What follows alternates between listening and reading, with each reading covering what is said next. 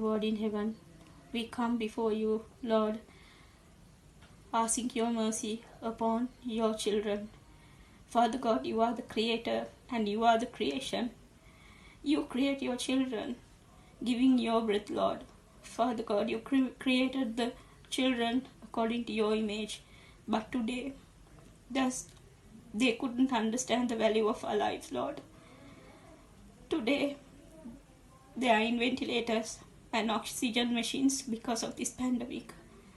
Father God, forgive your children. We repent and we ask forgiveness from you, Lord, as your word said that if we repent and we forgive one another, that you will heal our nation.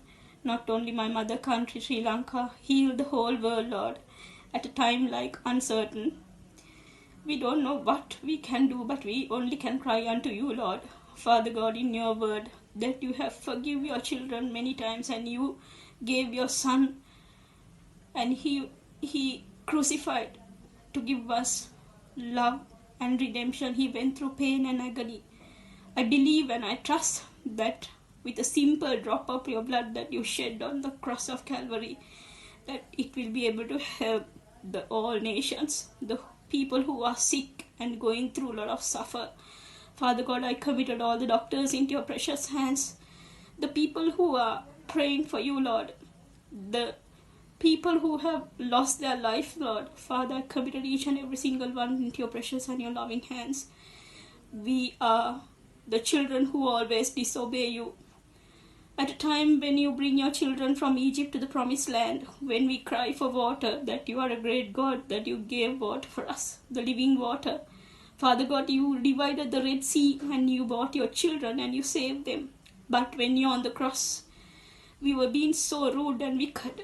When your thirst that we gave you bitter for you, Father, even though till you forgive your children and till you never forsaken us in your word of God, it says no one can divide us from your love, Lord.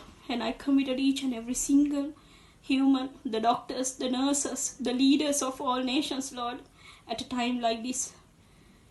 Father God, we are desperately looking for your healing and your love and your mercy upon everyone. I ask all these things in the matchless name of our Jesus Christ. Amen. Bible කියවීම. ගීතාවලිය 87 වන ගීතිකාවේ 1 වන පදයේ සිට 7 වන පදය දක්වා. සියොන් කන්දේ තේජස. ශුද්ධ කන්ද මත සමිදානෝ සිය නගරය ගොඩනැගුවසේක. ඊශ්‍රායෙලි අන් කිසි තැනකට වඩා සමිදානෝ ජෙරුසලමට ප්‍රේම කරනසේක. එම්බා දෙවිනුවර. ඔබ ගැන අසිරිමත් දේ පවසනු ලබන්නේය. මා පිළිගන්න ජාතීන් අතර මිසරය සහ බබිලෝනිය සඳහන් කරන්නෙමි. ජෙරුසලමේ වැසියන් සමග පිලිස්තිය, තීර් සහ එතියෝපියාව යන දේශවල ජනයාද ගණන් කරන්නෙමි. මොහු මෙතන ජන්මලාභය ලැබී යයි මිනිස්සු කියන්නෝය. සියොන් කන්ද ගැන මෙසේ කියනු ලබන්නේය. සියලු ජාතීහු එහි උපත ලද්දෝය. මහෝත්තමයානෝ ඇය ශක්තිමත් කරනසේක. ජනතාවගේ ලේඛනයක් සකස් කරන විට සියලු දෙන ජෙරුසලම් වැසියන් ලෙස මොහු මෙතන ජන්මලාභය ලැබී යයි සමිදානෝ ගණන් ගන්නසේක. අපේ සියලු ආසිරිවල උල්පත සියොන් යයි කියමින් ඔහු ගී ගයමින් නටන්නෝය. දේව වාක්‍යය එසේය.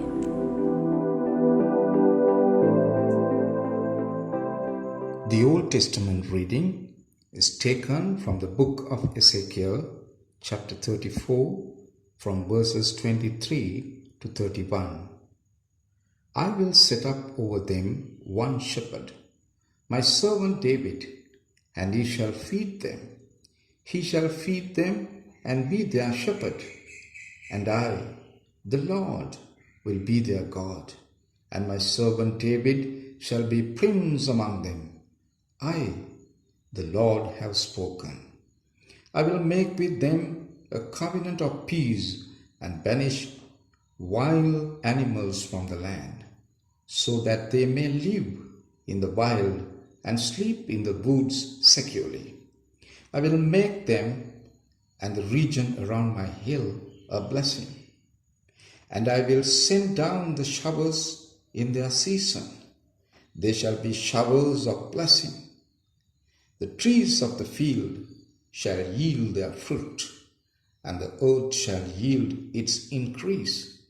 They shall be secure on their soil, and they shall know that I am the Lord, when I break the bars of their yoke, and save them from the hands of those who enslave them.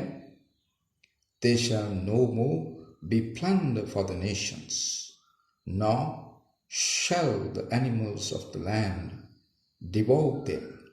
They shall live in safety, and no one shall make them afraid. I will provide for them a splendid vegetation, so that they shall no more be consumed with hunger in the land, and no longer suffer the insults of the nations. They shall know that I, the Lord their God, am with them, and that they, the house of Israel, are my people, says the Lord God. You are my sheep, the sheep of my pasture, and I am your God, says the Lord God. This is the word of the Lord.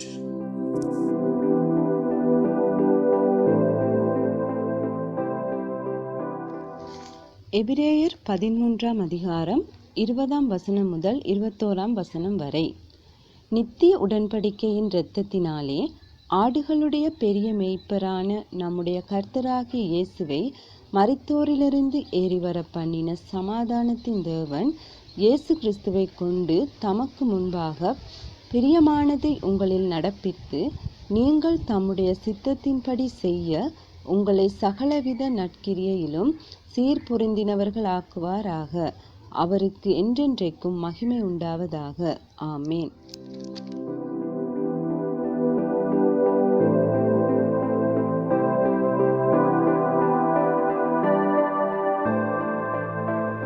මේ ඔබ සම්බන්ධව සිටින්නේ ශ්‍රී Lanka Bible සංගමය මේ වන එක්ව නමදිමු දිනපතා භාවනාව සමග.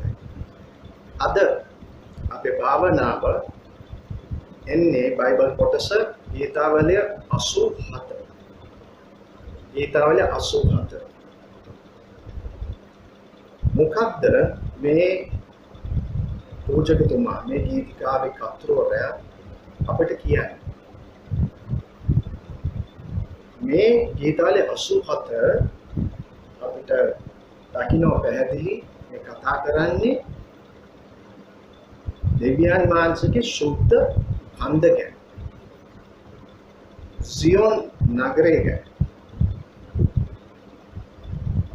මේ ඒකේ අර්ථය අපිට අදට අදාළ කරනකොට අනුපියුසුමට කතා කරන්නේ දෙවියන් වහන්සේගේ ස්වභාව ගැන.